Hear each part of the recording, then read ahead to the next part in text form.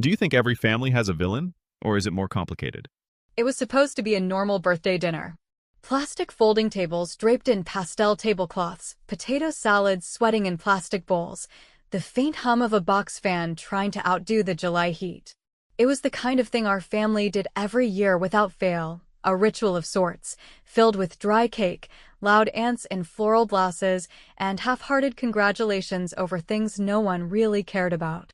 The only difference this year was that my mother had been holding something back all evening, a kind of barely contained excitement that made her smile a little too wide, drink her Chardonnay a little too fast, and keep glancing over at my younger brother like she was waiting for the curtain to rise on a show only she and he had rehearsed. And when she finally said it, her voice syrupy, gleaming, as though she were revealing a secret she was dying for the world to know, it landed like a hammer in the middle of the table. Your brother just bought a Tesla. Isn't that impressive? I remember slowly setting down my fork, the faint clink of metal against porcelain slicing through the chatter like a scalpel. I reached for my napkin, dabbed my mouth like I'd just taken a bite of something forgettable and said, almost absently, cool. I bought the company that makes them. Just didn't think you'd care. Silence. A silence that stretched so long and thick you could have laid a tablecloth over it and served dinner again. My aunt froze mid-sip. My cousin's fork hung in the air, spaghetti dangling like a question mark. Kyle blinked once, maybe twice, then looked down at his plate like he hadn't heard right. But my mother, her jaw actually dropped. I mean that literally. Her mouth opened like a trapdoor, and for the first time in my entire life, I saw a flicker of confusion in her eyes, as if she were staring at someone she didn't recognize. And that's when it hit me. They didn't know. Not just about the company, or the board seat, or the merger I'd orchestrated 6 months ago that gave me controlling interest in a multi-billion-dollar EV supplier. No, they didn't know me. Not really. They'd never bothered to. I'd been there all along, the quiet one, the helper, the independent daughter who didn't need much, and somewhere between Kyle's Little League trophies and his DUI that got swept under the rug, I'd disappeared entirely. The truth is, I'd spent most of my life as a ghost in that family. Present, but not seen. Capable, but not praised. I was the one who cleared the dishes, remembered birthdays, sent thank-you notes, and stayed late to help clean after holiday dinners. Meanwhile, Kyle was the sun, and we all revolved around him like dazed little moons, applauding every mediocre achievement like it was the second coming. I used to think maybe it was just me, that maybe I was just too quiet, too self-sufficient, too easy to ignore. But over time, I started to realize it wasn't about me at all. It was about how some people fit neatly into the roles others assign them, and others get forced into the background because they don't shine the way someone else decided they should. Growing up, Kyle could do no wrong. He once set the garage on fire trying to deep fry a frozen turkey, and my mother blamed the turkey. I brought home straight A's for 3 semesters in a row, and she said, well, you were always book smart. That's not hard for you. I got into Northwestern on a full scholarship, she sent a text. Kyle got accepted to some for-profit college in Phoenix, and she threw a cookout. You start to keep a tally after a while. Not because you want to, but because the scales never seem to tip in your direction, no matter how much weight you put on them. And when I graduated and started my first job, a lowly analyst position at a venture capital firm with awful hours and a tyrannical boss, no one noticed. No one asked what I did. No one cared. My mother was too busy bragging that Kyle had gone into business, which was a nice way of saying he was trying to sell luxury watches out of the trunk of his car. But I kept my head down. I built contacts.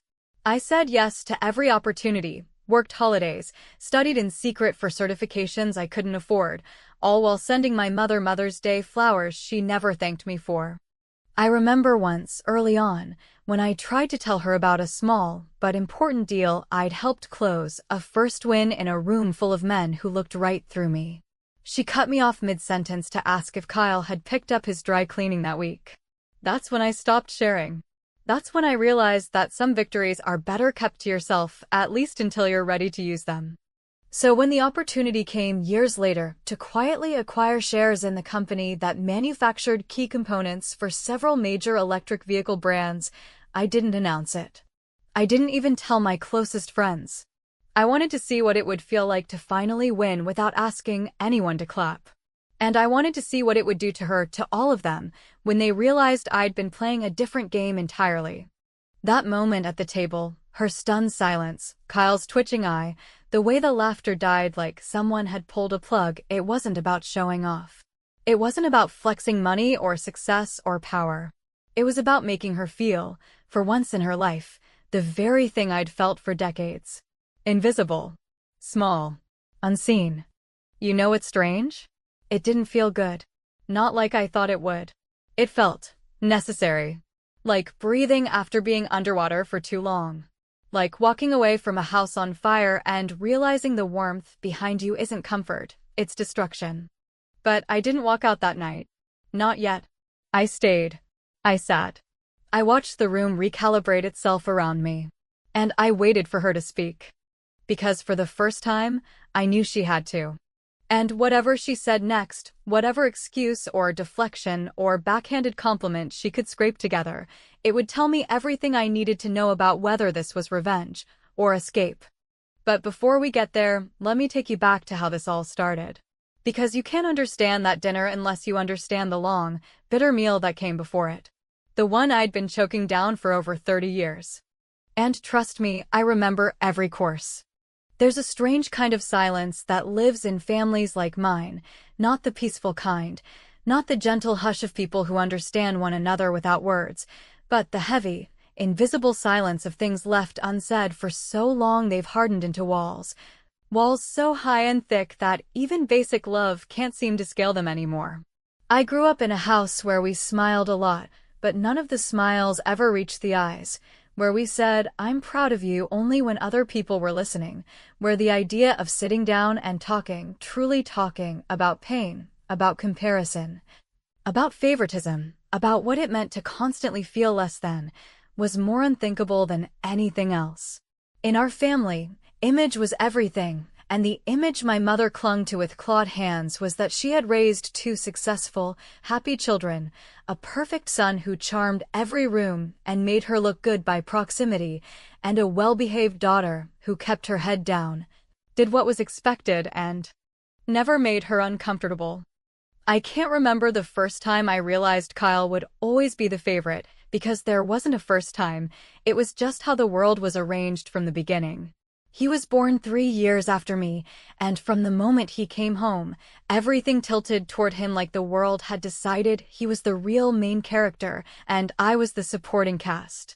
My baby pictures were replaced by his. My report cards were pinned to the fridge only until his soccer ribbons showed up. At first, I tried to fight it in all the ways a quiet, rule-following kid knows how. I worked harder, tried to be more helpful, tried to make her proud not with flash or charm, but with substance. I thought, stupidly, that if I was excellent enough, she'd see me.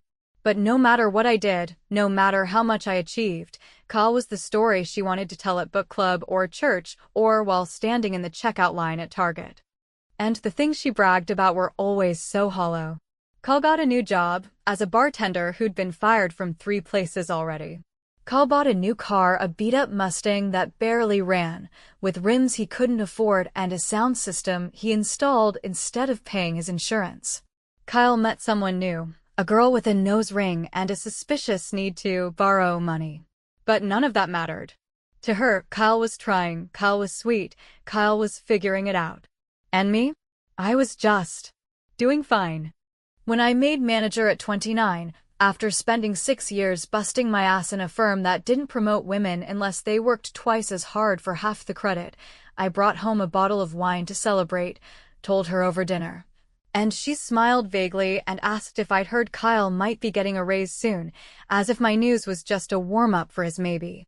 I didn't say anything that night, just nodded and helped clear the plates, but something shifted in me after that. Not rage exactly.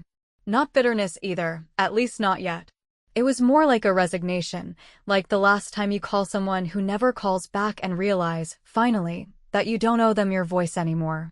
What complicated things was the fact that Kyle wasn't evil. He wasn't malicious. He wasn't out to hurt me. In fact, most of the time, He seemed oblivious to the whole dynamic, as if he genuinely believed we were equals, and that our mother's attention was something I simply didn't seem to want. He'd make jokes about me being the smart one, or the adult in the family, and when he said it, it never sounded sarcastic. It sounded like he truly meant it. Like he thought I wore my competence like a badge of honor instead of a defense mechanism built out of years of feeling unwanted. I remember one Thanksgiving, maybe 5 years ago, when Kyle showed up 2 hours late, reeking of weed and full of apologies. My mother practically cried with joy to see him, called him her sweet boy, and fixed him a plate while I was still loading the dishwasher. Later that night, she asked me why I was always so cold to him, why I couldn't just appreciate the good things in life like he did, why I always had to make everything so serious. I stood there, rubber gloves dripping, and said nothing. Because what could I have said that she would have heard? That I was tired of always being the one to clean up after the people who made messes with a smile?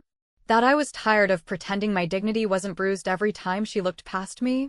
That I was tired of being told to be grateful when everything I got, I had to fight for? So I stopped trying. I stopped bringing home stories. I stopped inviting her to work events. I stopped sending Christmas cards with updates on my career. I kept things civil, polite, and empty, the way she liked them, and poured everything that used to go into trying to win her over into building something she couldn't ignore. That's when the plan started, though I didn't know it at the time. I had no idea that one day I'd be in a position to do something she couldn't brush off or minimize or pivot away from. It wasn't about the money, though that helped, and it wasn't about revenge in the way movies show it, with slow-motion music and dramatic exits. No, it was something deeper, more surgical. I wanted to build something so unshakable that even her indifference couldn't diminish it. I wanted to stand in the room with her and not crave her approval. I wanted her to see me, really see me, and understand that the person she'd spent a lifetime overlooking had become the kind of woman who didn't need her to look anymore. When I got the call about the acquisition, a quiet tip from a former colleague about a failing supplier ripe for takeover, I felt the old spark light in my chest. I knew the landscape, knew the people, knew the numbers. I called in favors, pulled strings, wrote emails late at night while everyone else slept. And within 4 months, I held a majority stake in a company whose products were essential to one of the biggest EV brands in the world. My name wasn't on the website. I didn't make headlines. But I knew. And I knew that sooner or later, Kyle would walk in bragging about some shiny toy, and I'd be ready. So when the invitation came to Aunt Judy's birthday dinner, the same dinner we'd had every summer for the last 25 years, I said yes without hesitation. I already knew Kyle would be there, that he'd be in one of his manic upswings, flush with something flashy and dumb, and that my mother would beam with pride, waiting for us to clap like she always did. But this time, I wasn't going to smile politely and eat around it. This time, I was going to sit at that table, wait for the moment she couldn't resist, and remind her and everyone else that I'd never needed applause. I just needed the mic. And the second she handed it to me, even without realizing it, I was going to make sure she remembered what I said for the rest of her life. Because some truths don't need to be shouted. They just need to be said once, clearly, calmly, and in front of everyone. And let me tell you, I was ready. There was always something about Aunt Judy's house that made it feel like time had stopped just before things got complicated, like the furniture had been arranged around a memory that nobody wanted to admit was fading. And every new gathering was an effort to pretend the old ones had never been touched by disappointment. The sunroom was the heart of it all, an awkwardly enclosed back porch that smelled like wicker and lemon-scented cleaner, with a ceiling fan that rotated lazily above mismatched chairs, paper plates sagging under the weight of over-mayonnaise salads, and the kind of warmth that came not from affection but from obligation. That Saturday, the air was heavy not just with heat, but with expectation, the kind that hums under every family event when the stories have already been told 1,000 times and everyone knows their part in the script, even if they don't want to say the lines anymore. I arrived exactly on time, not early, not late, because I knew better than to give my mother a reason to accuse me of trying too hard or not trying hard enough. She was already there, of course, perched at the head of the table as if the event were hers to host, wearing the same pink lipstick she'd worn since I was 12 and the same condescending smile that somehow felt worse than an outright insult. Kyle was next to her, naturally, leaning back in his chair with one arm draped over the backrest like he owned the place, spinning a beer bottle between his fingers and laughing at something that probably wasn't funny, but that my mother was reacting to like he'd reinvented humor itself. The rest of the family was in their usual positions, Aunt Judy fluttering in and out of the kitchen like a well-trained hostess who could ignore tension with the grace of a Vegas magician. Cousins talking about real estate and kids and whatever small-town gossip passed for drama these days.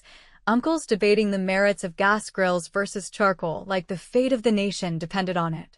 I took my seat quietly, choosing the chair 2 spots down from my mother and directly across from Kyle, placing my napkin in my lap and fixing my face into the expression I'd perfected over decades. Neutral interest, slight smile, eyes alert but unreadable. The first 20 minutes passed exactly as expected. There was small talk, the kind that skips across the surface like a stone, brief, polite, intentionally shallow, and then, as always, the slow descent into storytelling. Kyle went first, as usual, launching into a detailed account of his latest business venture, which involved importing some kind of tech accessory from Taiwan and reselling it online. Or maybe it was dropshipping yoga mats. Or maybe it was a real estate partnership with someone who used to be in crypto. The details never mattered. What mattered was the tone, confident, loud, vaguely impressive, and the fact that my mother nodded through the whole thing like he was outlining the cure for cancer. At one point, Kyle pulled out his phone and showed everyone a photo of his new car, pausing for effect before swiping to reveal a full shot of a sleek, white Tesla, parked diagonally in a driveway that clearly wasn't his. I recognized the backdrop instantly. It was a staged photo from the dealership website, but I said nothing. I didn't need to. My mother, practically vibrating with pride, clapped her hands together and turned to me, her voice rising slightly to make sure everyone at the table could hear. "Did you see, Claire? Your brother just bought a Tesla. Isn't that impressive?" She said it with such deliberate joy, such pointed emphasis, that for a moment I thought she might actually expect me to cheer. I felt the eyes of the table shift in my direction, felt the air thicken with the unspoken pressure to respond the right way, the way a good daughter should respond when her mother offers her a cue to validate the family favorite. Instead, I picked up my water glass, took a slow sip, set it back down carefully, and dabbed the corners of my mouth with my napkin like I was preparing to give a toast, even though I wasn't about to raise a damn glass to anyone. I let the silence hang just long enough to make her nervous, then said, with a calm so practiced it almost felt like muscle memory, "Cool. I bought the company that makes them. Just didn't think you'd care." The silence that followed was immediate and absolute. You could hear the ice settling in the lemonade pitcher. You could hear the squeak of a chair as someone shifted, trying not to look directly at me or at her or at Kyle, who blinked twice like someone had just thrown a glass of water in his face and then told him it was raining. My mother's mouth opened, then closed again. She looked stunned, like she'd been slapped, and not because I'd said something cruel, but because I'd said something real, something she couldn't rewrite, couldn't wave away, couldn't fold into one of her polished little family narratives.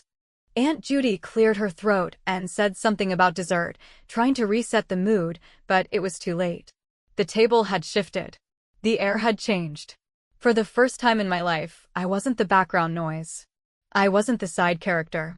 I was the one who had spoken plainly, and no one knew what to do with the truth. My mother finally found her voice, though it came out smaller than I'd ever heard it. "What do you mean you bought it?" "The whole thing." I looked at her and gave the smallest smile, the kind you give when someone finally asks the question they should have asked a decade ago. "Not the whole thing.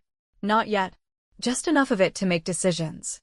Kyle let out a low whistle, like he was impressed, but didn't want to admit it, and leaned forward slightly, elbows on the table. "Since when are you into cars?" he asked, his tone caught between mocking and genuine confusion. "I'm not," I said, reaching for a piece of bread. "I'm into leverage." And there it was again, that silence, sharp as broken glass and twice as dangerous, as everyone tried to rearrange their mental picture of me to accommodate this new information. They'd spent years thinking they knew who I was, thinking I was the dependable, quiet one with no real ambition, no hunger, no edge, just the sturdy sister who would always be there in the background. They were wrong. And for the first time, I didn't feel the need to fix that misconception. Because I hadn't just shown up to a birthday dinner. I'd walked into a room full of people who'd never once asked me who I really was, and I'd let them see it for themselves. And that kind of revelation, once made, can never be taken back. I could feel the weight of their stares as I reached for the butter, as if they were waiting for me to say more, to explain, to soften the blow. But I didn't. I didn't owe them anything. Not now. Not ever again. There is a particular kind of quiet that does not soothe or comfort, one that does not invite peace, but instead tightens around your chest like an invisible rope, the kind of quiet that settles over a room when a truth has been spoken that everyone had agreed, silently and perhaps even unconsciously, would never be named aloud. That was the silence we were sitting in. Not the gentle hush of contemplation or the respectful pause after a toast, but the suffocating stillness of a space that had just been cracked wide open by something irreversible. No one knew what to do with what I had just said, not my mother, not Kyle, not my cousins with their polite little lives, not my aunt who had just returned from the kitchen holding a plastic cake tray like it might somehow function as a shield.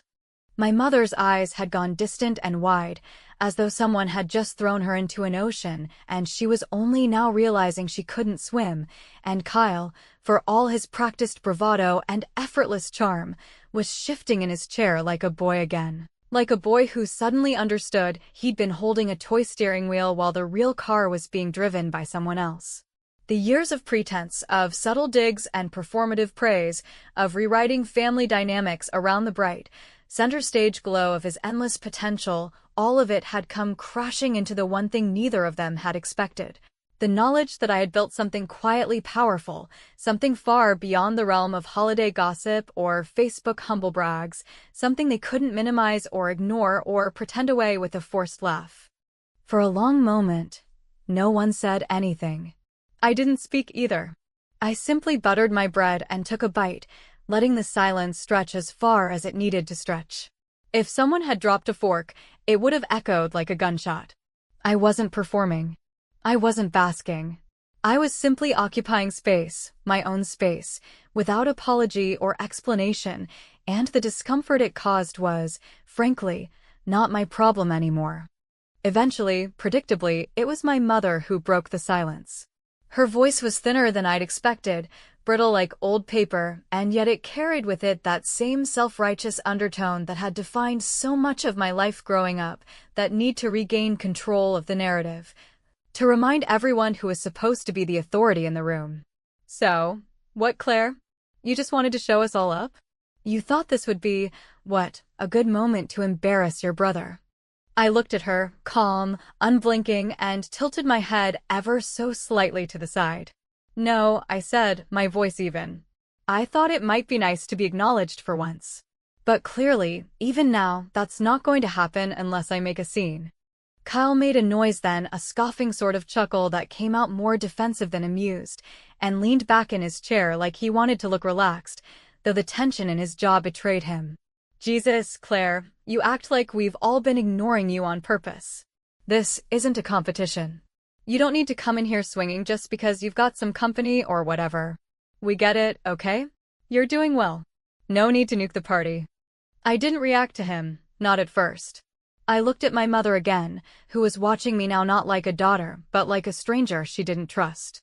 I never wanted a competition, I said quietly. I just wanted to matter.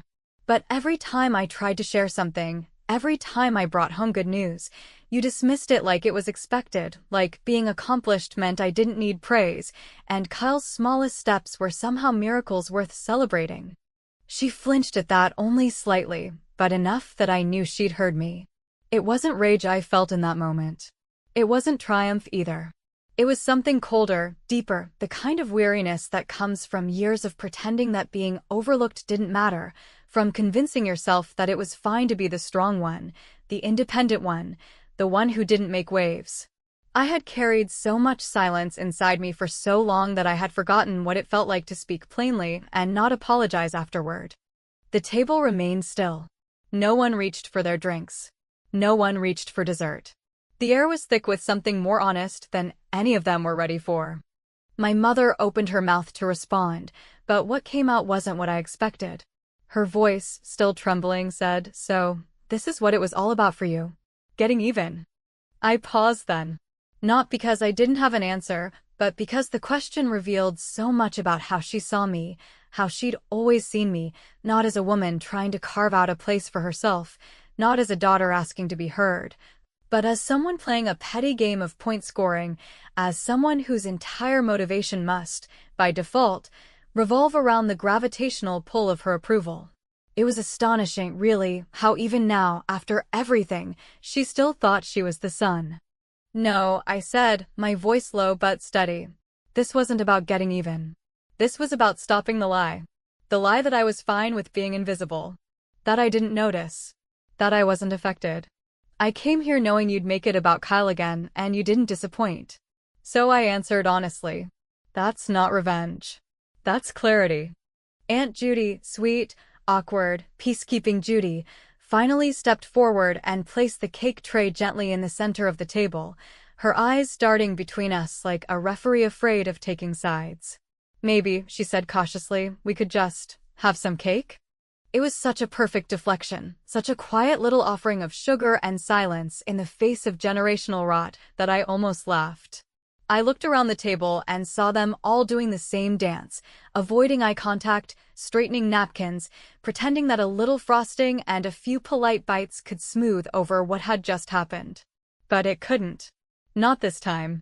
Because the moment had already split us into two versions of ourselves, the before and the after, and there would be no returning to the scripted little gatherings we'd used to call family without swallowing this whole thing back down, without pretending it never happened. And I had no interest in pretending anymore. So I stood up slowly, not dramatically, not angrily, but with finality. I folded my napkin, placed it neatly beside my plate, and looked at my mother one last time. "The truth isn't an attack," I said softly. "But ignoring it for 30 years? That might be." And with that, I turned and walked away, not out of anger, not even out of pain, but out of choice. Because for the first time in my life, I realized I didn't have to stay seated at a table that never had room for me. There is a particular kind of ache that settles into your bones not from a single wound, but from the weight of being slowly pushed aside, over and over, until even your silence begins to feel like betrayal, not just of yourself, but of the part of you that once believed being good, being consistent, being responsible would eventually be enough to matter. That night, after leaving Aunt Judy's sunroom and stepping into the suffocating summer air, I didn't feel triumphant or proud or even relieved. I felt strangely hollow, like the truth I'd finally spoken had echoed back in a pitch I wasn't expecting. Not the roar of vindication I'd imagined, but the quiet, almost pitiful sound of something that had been buried too long to come out clean. I didn't drive away immediately. I sat in my car for several minutes, staring at the porch light that flickered on and off above the screen door, wondering if someone, anyone, would come after me, would call my name, would say, "Wait, Claire, I didn't know, I'm sorry, I didn't realize." But no one did. Of course not. Because that kind of scene belongs to movies, not to real life. In real life, people sit back down and eat their cake. In real life, they let the moment pass and hope it dissolves before the next holiday rolls around. In real life, they pretend they were never the ones holding the knife when the blood finally shows. I thought about calling someone, maybe Rachel from work or Nora, my oldest friend from college, the one who always said I had an Olympic-level tolerance for bullshit, but the truth was I didn't want to explain any of it. I didn't want to hear someone tell me I did the right thing, or that I was brave, or that my mother didn't deserve me. I didn't want validation. I just wanted stillness, a place inside my own head that wasn't crowded with old disappointments wearing my mother's face. But even in the stillness, memories began knocking, not with fury but with familiarity, moments so deeply embedded in the fabric of my life that I didn't even recognize them as injuries until now. Like the time I won a statewide essay contest in high school, and she told me not to rub it in because Kyle had failed English that semester. Or the time I saved enough to go on a study abroad program, and she asked if it wouldn't be better to give that money to Kyle, since he was still finding his path. Or the dozens of birthdays where she forgot to call, not because she was busy, but because she was waiting to see if Kyle remembered first. These weren't dramatic betrayals. They were death by 1,000 small cuts. The kind you learn to bandage yourself because no one else notices you're bleeding. The next morning, I went into the office early, not because I had to, no one was expecting me on a Sunday, but because the silence there was different. There, silence meant focus, potential, control. I unlocked the glass doors to my suite, poured myself a cup of terrible breakroom coffee, and sat at my desk surrounded by everything I had built, every project, every contract, every negotiation I had led without applause, without family dinners full of praise, without anyone clapping at the end. And for the first time, I asked myself the question I'd spent years avoiding. What was all of this for? Was it revenge? Was it the quiet, cold satisfaction of standing taller in a room full of people who used to look down on me? Or was it something more selfish, more desperate, a need to become so undeniable that I could no longer be ignored, not even by the ones who had decided I was forgettable? My phone buzzed just before 9, and I recognized the name on the screen immediately, Kyle. It was the first time he'd called me in months, maybe longer. I hesitated before answering, but curiosity won out over caution. His voice was hesitant, less polished than usual, like he'd been rehearsing what to say and still wasn't sure it would land right. "Hey," he started, "I didn't know. About the company. About what you've been doing. I didn't know." I didn't say anything right away. I let the silence sit between us, not as punishment but as space to breathe, space to feel what it meant to finally be acknowledged not as a shadow, but as a whole person. "I guess," he continued after a pause, "I always figured you were doing fine, you know? Like you had it all figured out. Mom said you didn't like attention. That you didn't need it." I let out a breath then, not a sigh, not a cry, just air, because sometimes that's all the body can manage when grief and clarity collide. "I needed it," I said finally, not with anger, but with weight. I just stopped asking for it when I realized it wasn't going to come. There was a long pause. Then, to my surprise, Kyle said something that caught me off guard. "You know she's never going to admit it, right? Not the favoritism, not the years. She thinks if she does, it'll mean she failed." "I know," I said. And I did. I had known for a long time that my mother was more interested in being right than being kind, more invested in maintaining the illusion of fairness than in actually being fair. Admitting she had made one child feel invisible would shatter her own narrative about being a good mother, a strong woman, a selfless matriarch. Kyle cleared his throat. "For what it's worth," he said quietly, "I think you were always the one she was scared of. Not because you weren't enough, but because you were too much. Too smart, too capable. She didn't know how to love you without feeling small." I didn't expect the tears then. They came without ceremony, without warning, just a slow, steady leak that blurred the edges of my desk and made me press my palm against my mouth to keep from sobbing. Not because I felt sad, not exactly, but because hearing the truth, even from the wrong person, can still make the pain real. After the call, I sat in silence again, but this time it didn't feel empty.